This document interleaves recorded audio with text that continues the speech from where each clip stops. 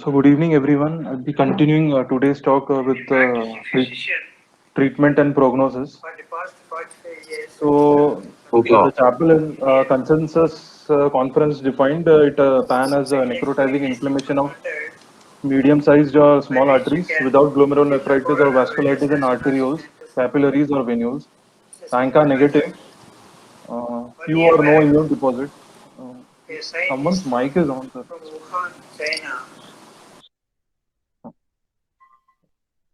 Sorry. So it is ANCA negative, few or no immune deposits, often related to infection with hepatitis B. So what should be the treatment approach? Basically depends on three factors upon means the level of disease active severity, presence of isolated cutaneous span or other isolated single organ disease, and presence or absence of viral hepatitis. So severity of disease. What is mild disease? So it includes those with constitutional symptoms, arthritis, anemia, and skin lesions, normal renal function, and an absence of significant cardiac, neurologic, gastrointestinal, or other organ or life-threatening manifestation. And patient with mild disease should generally be treated initially with glucocorticoids alone. We'll discuss this further. It's just a simple mention.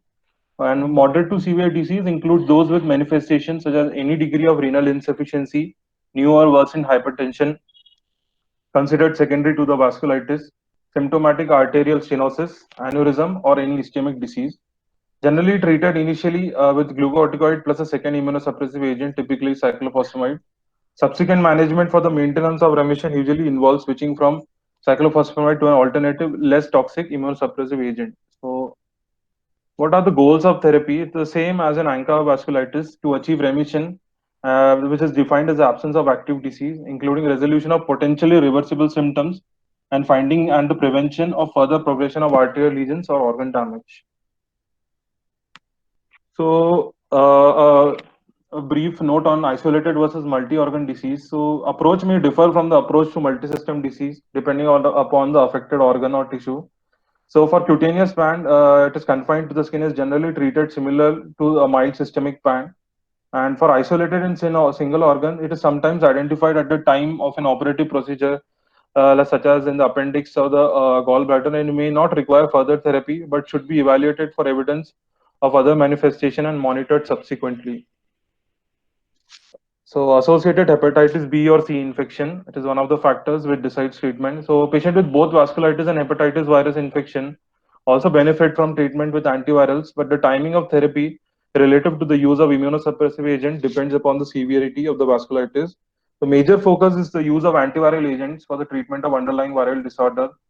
And PAN continues to be associated with HBV in a substantial minority of cases. Even fewer cases are associated with HCV, which should differentiated from SCV associated cryoglomerular vasculitis.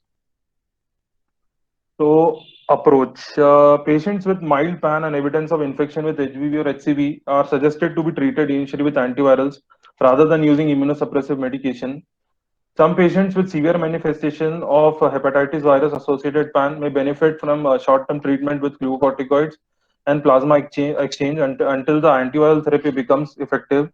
So plasma exchange is of value because PAN is basically in HBV associated. It is due to immune. It is immune complex mediated. Hence, plasma exchange does help. In patient with persistent manifestation of PAN who have an inadequate response of the PAN to treatment for viral hepatitis alone or are intolerant of such treatment, the approach is to treat manifestation of the vasculitis the same way we use vasculitis without the viral infection. So this is how we proceed. The treatment part we'll be discussing in detail now. Most of the treatment part is extrapolated from studies of small vessel vasculitis. There are very few randomized. There are very few studies, and mostly are case reports, which that define the current regimen of treatment in PAN. So initial treatment of mild PAN. So patient with relatively mild disease and those with isolated cutaneous disease. The initial monotherapy is with oral glucocorticoids. Example that is prednisolone, 1 milligram per kg up to a maximum of 60 mg. Some say up to 80. It can be done. Same dose usually to be continued for 4 weeks, at which time tapering should begin if substantial improvement has occurred. So what is the concept of substantial improvement? So it is the resolution of arthritis, arthralgia, skin lesions, and constitutional symptoms, absence of new disease manifestation, no progression of neuropathy, renal disease, or other arterial lesions. Corticosteroid tapering. So, how do we taper the steroid? So, basically, the dose of the steroid has to be tapered steadily as long as the response is maintained until a dose of 20 mg per day is reached by approximately month 3 to 4. Tapering schedule is further then slowed reduction by 2.5 mg daily every 14 days. So, overall course approximately is 6 to 8 months until glucocorticoids are discontinued. So, why glucocorticoids only are recommended for initial treatment? So, we have a retrospective analysis by Lib et al. It is from 1979. Patients with PAN, not limited to those with mild disease. So, patients were treated with glucocorticoids alone when compared with the clinically similar patients who did not receive glucocorticoids. They experienced substantially longer median survival, that is 63 months versus 3 months, and the 5-year survival was 53% versus 12%. This study also had a arm which was treated with immunosuppressive agent, which had a further longer median survival rate, both 5 years and in terms of months. There's another study of pan and microscopic polyangiitis without poor prognosis factors. The prospective randomized study of 124 patients. So it was just designed to study corticosteroid as a first-line therapy and to compare cyclophosphamide and azathioprine in patients who had sustained disease or relapse. So corticosteroids alone induced remission in 98 patients. Uh, 50 of these patients, that is 40% of the total, of the 98 patients had sustained disease remission. 37% experienced a relapse. Two became corticosteroid dependent, and the follow-up period of the study was 62 plus minus 33 months. So this also gives evidence that corticosteroid can be used as an initial treatment for mild PAN.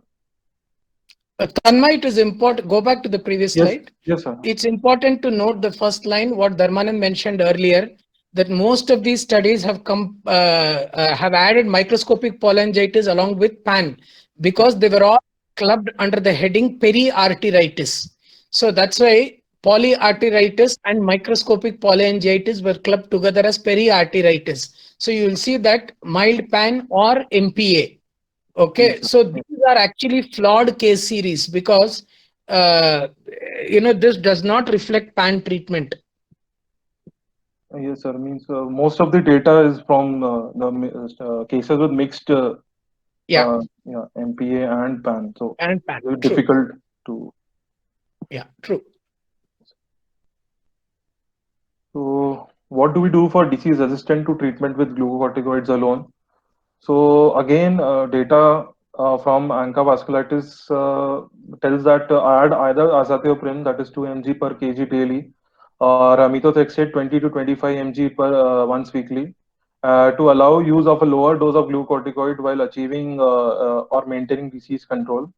So the resistant patient include patients who show no response to glucocorticoids alone within 3 months, or in whom the dose cannot be tapered to an acceptable level, that is less than 10 milligrams per day, without experiencing a relapse of the disease, and a high risk of adverse events for the expected treatment course with glucocorticoids. So duration of treatment with the added immunosuppressive agent at least 1 year following attainment of clinical remission and can be stretched up to 18 to 24 months. MMF, there is no trial data in PAN to directly inform practice. Cyclophosphamide generally avoided in mild cases in view of toxicity. In the previously mentioned study, this one, Rebi et al., 39 patients, of the 39 patients who received immunosuppression, 13 of 19 achieved remission with cyclophosphamide pulses, and 14 of 20 achieved remission with azathioprine. So it is means azathioprine can be used rather than using more toxic cyclophosphamide. And also, 6 deaths occurred in the cyclophosphamide treated group compared with 2 deaths in the azathioprine treated group. Coming on to moderate and severe PAN, how to treat it. So, any evidence of renal, moderate and severe is any evidence of renal insufficiency significant proteinuria, gastrointestinal, cardiac, or neurologic involvement.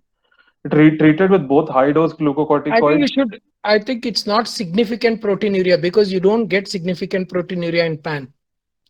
Okay, sir. Okay, so Okay. all you have to do say is evidence of renal disease. That's all. Okay. Because if you look at your criteria for PAN, there is no significant proteinuria there. Yes, sir. Oh. Yeah. So treated with both high-dose glucocorticoids and a second immunosuppressive agent such as cyclophosphamide, followed by azathioprine or methotrexate for remission maintenance. So patient with concomitant viral hepatitis and moderate to severe PAN may require an initial course of glucocorticoids and immunosuppressive therapy before or concurrently with initiation of antiviral medications. No, there's a small correction here. It should not be before, it should be concurrent. Concurrent. Because patients with severe viral hepatitis giving high dose, because as we discussed earlier, hepatitis induced PAN occurs within the first few months of contracting infection. Yes. So your viremia is actually high during that stage. So when viremia is high, if you don't use antiviral agents and just give steroids, you're only going to multiply the virus even more. So you have to start antiviral therapy, and Okay. along with that, you could use glucocorticoids. Okay, sir. Okay. So it's only concurrent, not Concurrent. before. Okay. In patient with severe disease manifested by organ or life-threatening disease or progressively worsening mononeuritis multiplex, glucocorticoid therapy, that is pulse glucocorticoid, should be initiated at 7 to 15 milligram per kg to a maximum of 500 to 1000 mg IV once daily for 3 days, followed by the oral prednisone regimen, that is 1 mg per kg, and then tapered slowly. So one study from 2003, it is a randomized trial of patients with moderate to severe disease involving 18 patients with PAN and 47 with MPA, compared treatment with 12 or 6 monthly pulse of cyclophosphamide in addition to the glucocorticoid therapy. So group treated with 12 monthly cyclophosphamide had a reduced risk of relapse and a higher event-free survival rate compared with those receiving only 6 monthly pulses over a follow-up period of around 32 months. Mortality between the groups, however, did not differ. This study did not include a remission maintenance regimen with an alternative immunosuppressive regimen. So this tells that cyclophosphamide does work, but it should be given at least up to 12 months. No, And no, no, no, no. no, means The conclusion is not yes. that out of the study. See, this study had 12 monthly pulses and there was no maintenance immunosuppression. So the relapse was because there was no maintenance immunosuppression. So we don't give 12 months of cyclophosphamide because of the risk of toxicity. So we 6 months of cyclophosphamide followed by maintenance therapy with either azathioprine or methotrexate. Yes, sir. So remission maintenance agents such as azathioprine or methotrexate for a total duration of immunosuppressive therapy of 18 months can be used. That includes cyclophosphamide and the agent of choice. This approach is supported indirectly by randomized trials and experience in patients with ANCA-associated vasculitis. So this is the summary how we induce and then maintain. So this is whatever I had discussed in the previous slides. So 18 to 24 months, including induction and remission maintenance. So what do we do for Okay, resistant? wait. Yes, sir. Yes, sir. There is another concept. I think you left it out. What is a 5-factor score system? Sir, it is used to prognosticate from the time of diagnosis. Yeah. So the French vasculitis group devised a scoring system called 5-factor scoring system. And Yes. based on that, they decide treatment for polyarthritis nodosa.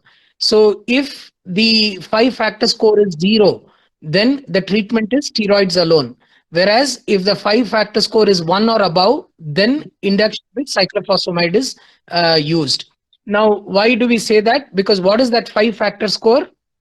So it includes proteinuria, gastrointestinal, So cardiac, renal disease, gastrointestinal disease, neurological. neuropathy. Yes. Okay, so all the systems come in. So presence of any one system. So if you see somebody with fever, with cutaneous rashes, and you've seen mononeuritis multiplex, you will go for cyclophosphamide because that is counted as one system disease. You see a patient with vasculitic skin rash, and you do CT angio and you demonstrate renal artery microaneurysms, you will still give them cyclophosphamide because that is counted as recent renal or mesenteric disease. Okay, so why do we choose cyclophosphamide even if one system is involved? Especially, say, for example, renal. What is the end outcome if you give only steroids? So because organ threatening, so you need to. What organ threatening? What happens to the organ? Subsequently renal failure and may require dialysis. So No, you don't get renal failure in PAN because it's not a glomerular disease. Before a renal failure happens, what happens? They don't go into renal failure because PANs don't go into renal failure because it doesn't affect the glomeruli at all. So basically, the risk is that of microaneurysm rupture. The consequence is mainly microaneurysm rupture. So that's why you have to aggressively treat because these are inflammatory microaneurysms. Understand? yes. So basically, the risk why you should treat patients with microaneurysm with cyclophosphamide is the aneurysms might grow in size and they will eventually rupture and patients will die of bleed. Or if you have mesenteric aneurysms, patients might end up with gut ischemia and they die. Okay, so Yes. they can have hemorrhagic peritonitis and they die. Yes. So that's why you have to. So the one of the ways to decide treatment. That's why you have to be very clear when you said mild PAN is treated with steroids alone. Your definition should be very clear for mild PAN, and that mild PAN would be only cutaneous manifestation, only orchitis, because and myalgias and fever. That's all is mild PAN. And you should have done a proper imaging and excluded the formation of any microaneurysms. Then you will treat them with steroids, but you will keep a careful watch for the development of any other manifestations of the disease. Yes. Because at presentation, you might have seen only this much. Got it? Yes. How will you monitor PAN? When do you decide to shift treatment or change treatment? Because ANCA vasculitis was easy. You said about ANCA titers, add this and all. How do you monitor PAN? So PAN, the same 5-factor score is one of the parameters for So monitoring. one is obviously presence or absence of a new symptom or a new Yes. system Yes. clinically. Clinic. What else might help or what else will not help?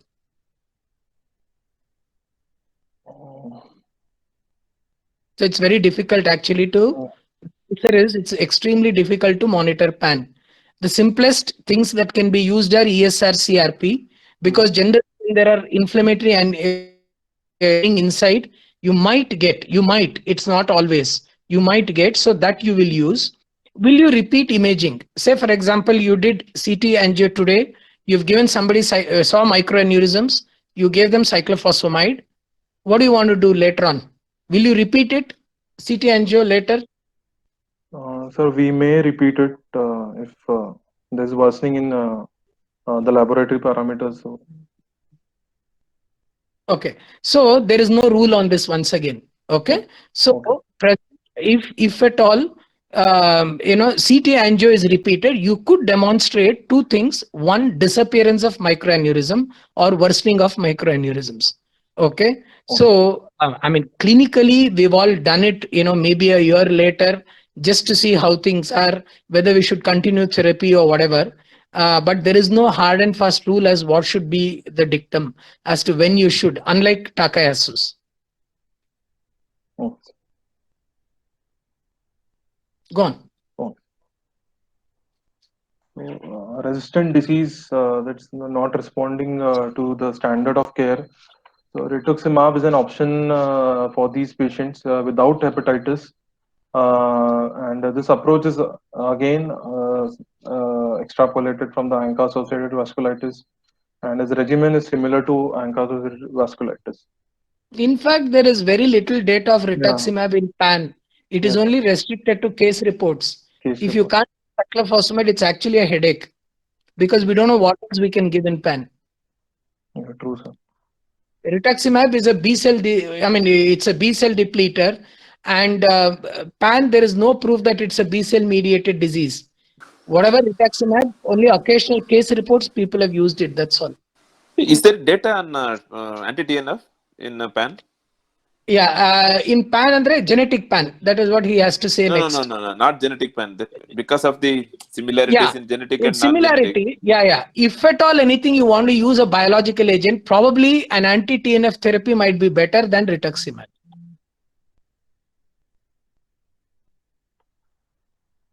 Because there's definite data on anything. It's all about few case reports of using all sorts of biologics.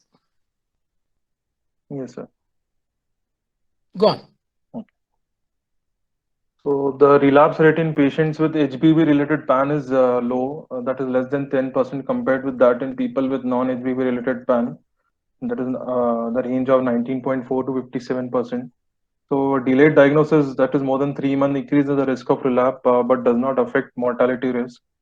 So that's why treatment differentiation based on HBV positivity is important.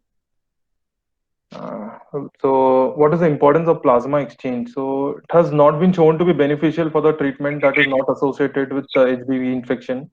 It may have a role in acute management of HBV associated PAN. So in a cohort of 115 patients, plasmapheresis achieved control of disease 81% patients in combination with steroids and antiviral therapy, and also facilitated seroconversion to prevent secondary long-term complications from HBV infection such as liver involvement. However, in the follow-up of the study, 31% patients succumbed of the 81%. Though that was one of the takeaway messages. So I have discussed. I am discussing now case reports where tocilizumab and tofacitinib have been used. So for tocilizumab, there was a case report of a 24-year-old male with refractory PAN and ongoing biopsy evidence of active vasculitis, despite optimal standard therapy, who was successfully treated with tocilizumab. So previous unsuccessful treatments included the standard of care, rituximab, anakinra, and intravenous IVIG. Rapid clinical improvement and sustained remission occurred after tocilizumab at increased dose of 800 mg every 4 weeks. So this was just a case report.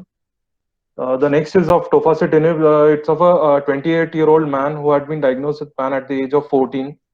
He presented with livedo reticularis, arthritis, and skin nodules with arteritis, fibrinoid necrosis confirmed on biopsy. At age 24, his disease flared and he began to suffer from necrotic lesions of the scrotum and calves, excruciating abdominal pain and polyarthritis with very high CRP levels. Numerous treatments, including infliximab, the anti-TNFs, rituximab, tocilizumab, cyclophosphamide, both intravenous oral, failed to obtain remission. However, when he was started on tofacitinib 10 mg twice daily, it resulted in a prompt normalization of his CRP, albumin, and leukocyte count, and resolution of skin ulcers and relief of pain. Prednisone therapy also was soon tapered from 60 to 10 mg daily. And after 1 year of follow-up, the patient remained in complete remission on 10 mg twice daily and prednisone 10 mg. So coming on to isolated and single organ PAN, so this we have discussed that if it is isolated organ, so sometimes identified at time of operative procedure, but may not require further therapy. But these patients need to be monitored for to see whether other systems are being involved. And cutaneous PAN will be discussing in detail. So vasculitis in cutaneous PAN is skin limited, hence the therapeutic decision should be tailored as per the cutaneous manifestation and associated symptoms. So mild disease is primarily with subcutaneous nodules and livedo reticularis that may improve with NSAIDs, rest and elevation of the affected limbs. Agents with favorable risk profile commonly used for skin limited vasculitis are colchicine, dose being 0.6 mg twice daily, and dapsone 50 to 150 mg daily, and are the other choices. Colchicine and dapsone yield greater improvement than NSAIDs. Usually require several weeks of therapy before efficacy can be determined. In the meantime, NSAID can be given for symptom relief. Dapsone, while prescribing Dapsone, we have to be careful because it can cause hemolytic anemia and should be avoided. Patient with G6PD deficiency. So testing for G6PD before starting should be performed prior to starting. So treatment of acute flares, ulceration, or extracutaneous symptoms. So acute flares are particularly called when associated with pain, ulceration, or extracutaneous symptoms such as arthalgias, myalgias, and paresthesias. Systemic glucocorticoids are an appropriate initial therapy that tend to induce a satisfactory remission. Glucocorticoid sparing agents are often added in an attempt to improve control and minimize the risk of glucocorticoid induced side effects. Glucose sparing agent should be initiated if the disease flares with attempted glucocorticoid taper. Alternatively, one can be added at the time of initial therapy, especially for patient at high risk for glucocorticoid related toxicity. So, non-immunosuppressive glucocorticoid sparing agents can also be tried first unless disease manifestations are severe. The benefit from colchicine, dapsone, hydroxychloroquine, and pentoxifylline has been described in case reports or case series. Initial choice for glucocorticoid sparing therapy are typically colchicine or dapsone, which we discussed. Severe or refractory cutaneous pan. So, in severe cutaneous pan, refractory to systemic glucocorticoids, the addition of immunosuppressive agents may be necessary. So, azathioprine or methotrexate are used frequently for these patients. Patients whose disease course fails to improve with these agents may respond to cyclophosphamide as in systemic pan. So, similar protocol can be followed in resistant cases. And cutaneous pan typically follows a chronic and relapsing course and has been reported to progress to systemic polyarteritis nodosa rarely. That is 4% as mentioned by Ravi. And careful monitoring and follow-up is therefore essential. So what's the prognosis? So the 5-factor score should be used in PAN to distinguish patients with higher or lower risk of poor outcome at the time of diagnosis. And like Sir said, the treatment also should be based on 5-factor score. It should, one of the ways to carry on treatment. Untreated PAN is associated with a very poor prognosis, 13% 5-year survival. Outcome improved in patient receiving treatment with 5-year survival rate of approximately 80%. The survival rate for patient with HBV associated PAN are lower than that for patient with non-HBV associated disease. And when prognosis of HBV associated PAN is improved, whether prognosis of the HBV associated PAN is improved with the introduction of newer antiviral treatment is not known yet because of lack of studies. Most deaths in PAN are due to active disease which occur within the 18 months of disease onset. Hence, early diagnosis and treatment is very important. Renal failure, mesenteric, cardiac, or cerebral infarction are the major causes of death. Survival is better among those with limited organ involvement. So, some takeaway points in terms of prognostication. Some of the complications which I mentioned can occur at a time when the disease is clinically inactive, since healing of the inflamed vessels can lead to progressive narrowing of the vascular lamina and resultant organ ischemia. So, we have to be very careful during follow-ups. Preservation of tissue function is most likely if treatment is instituted early in the course of the disease. Improvement in renal function may be seen even in patients who initially require dialysis.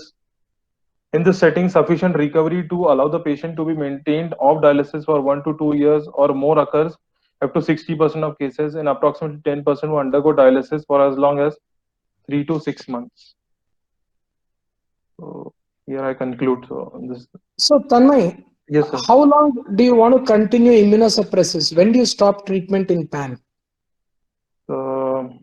18 to 24 months is what said. Yeah. Why do they say 24 months? You remember yesterday last class when we were discussing small vessel vasculitis, we talked about keeping immunosuppression for 5 years. Yes, sir. Why are we saying only 2 years here?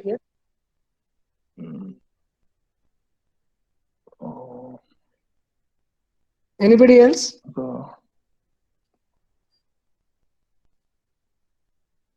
So basically, PAN is more or less a monophasic disease, unlike ANCA-associated vasculitis. The relapse rates are less in polyarteritis nodosa. Once you treat the disease completely, the chances of another relapse is small.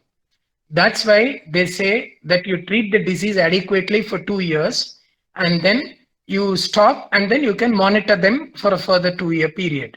If they don't have a clinical relapse, then you don't have to worry. It means they are gone into remission. So, like amongst the small vessel vasculitis, we say this for microscopic polyangiitis, where the chances of relapses are slightly lesser. The maximum relapses happen with Wegener's. And large vessel vasculitis, that is things like Takayasu's, also rarely go into remission. There will always be subclinical inflammatory activity. Whereas medium vessel vasculitis, like Kawasaki, there is a complete cure. Polyarthritis nodosa, the treatment goes on till about 2 years, and then you start withdrawing therapy because majority of the cases are monophasic. Good, both of you. Any questions from anybody? Everybody, 1.5 hours of polyarthritis nodosa. Good evening, sir. This is Dr. Prakruti. I just have a question on HBV associated PAN. Is there any specific antiviral which is preferred? No. All the various antivirals that are available now, all of them have been tried. All of them have been tried. So we treat it as a regular HBV infection. Yes, that's right. Thank you, sir.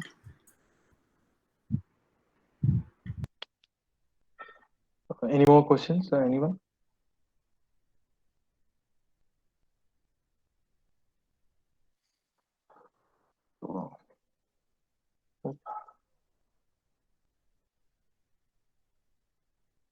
Sir, and DADA2 you told, so we use anti-TNF, so DADA2. That we forgot, no? Anti-TNF Yes. you didn't Yes, sir, that say I about. did not include, sir. Yeah, so just for the benefit of completion, the reason why we have to differentiate DADA2 from classical PAN is DADA2 does not respond to steroids and cyclophosphamide. Okay, DADA2 initial manifestations might respond for a short period of time, but then there is a relapse of neurological disease. There may be recurrent strokes because cyclophosphamide does not improve the ADA levels. So the only thing that improves as of today is anti-TNF therapy. Either adalimumab or etanercept has been studied in these cases. There cannot be a randomized trial in DADA2 because as of date, about 160 cases are reported worldwide, of which 33 cases are from India. So majority of the patients have been treated worldwide with adalimumab or etanercept. Okay, so that is the treatment for DADA2. That's why it's important to screen for DADA2 in all those particular clinical situations that I mentioned earlier, because the treatment path is completely different. And because PAN DADA is a type of PAN, people have tried giving even anti-TNF therapy for resistant PANs. Because we had one recently, a resistant PAN, and I was looking at the literature. There is no mention as to what is to be done. And I, in fact, spoke to Aman Sharma also as to what they have done. And even they have done nothing different than what we had done. So it's all, to your convenience that you use any one of the agents. That's all. Okay. There is no data. So the maximum work on polyarthritis nodosa has been done by the French vasculitis group. And you presented a paper called Gallivan. Yes, Loic Gallivan is the sort of the father of French vasculitis. And he's the guy who's come to India many times in most IRACONs in the past. A grand old man of European vasculitis. Just for you to know a little bit of the history, who that Gallivan was that you showed the paper. Yes, sir, most of the studies were by his name only. So. Yeah, most of the studies from have on this vasculitis from Europe has come through French vasculitis study group. Yes, sir. Because they have a very good, robust group. So, and he's the boss of all this. See, youngsters, you have noticed that there are a lot of, what should I say, areas where the treatment is not adequate, treatment is not well studied. So there is a unmet need in many areas in this field. So these are all inspirations for you to work on these areas, and probably you would probably discover something new. There's a potential for that. Yes, sir. Okay, Okay, sir. good, well done. Thank you, sir. Well done, both of you. Yeah, I know it's not an easy topic. It is a tough one. Yes, sir. Nothing was there. There was very limited data. Yes, yes. It's a tough topic. And it becomes tougher when you manage the patient. It's not easy to manage the patients. You've Now seen, we no? understand, sir, really. These 2 PAN cases in Yes, the sir. OPD. Yes, sir. Good. Okay, Good attempt, both of you. thank you, sir. Thank you. So you decide what you want for the next class amongst yourself, Yes, sir. and then let us know. Sure. Okay. Sure. Good. Yes. Bye. Bye, everyone. Bye, sir. Thank you so much. Bye-bye.